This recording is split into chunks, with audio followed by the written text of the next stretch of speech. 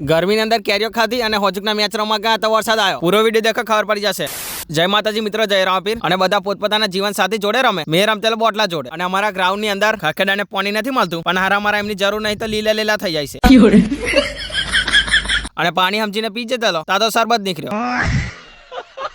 ત્યાર પછી ઉનાળો ચાલ થઈ ગયો એટલે અમે ખાધી કેરી, અને જે મરચા મીઠા વાળી કેરી ખાવાની મજા આવે મિત્રો. અને આ પંપાએ 4-5 કેરી એના તપેલાની અંદર મૂકી દીધી એટલે કે પેટ.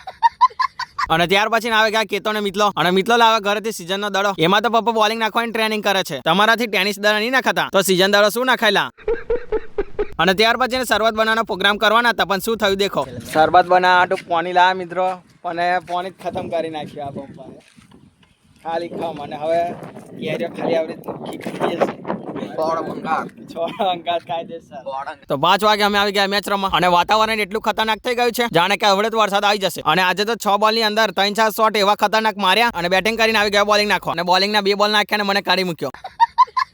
અને ત્યાર પછી ને બરાબર નો આવી ગયો વરસાદ, એટલે પછી આવી ગયા ઝાડની નીચે. તો મિની બ્લોગ જોવાની મજા તો સબસ્ક્રાઇબ અને ફોલો કરતા જય માતા જય રામપીર.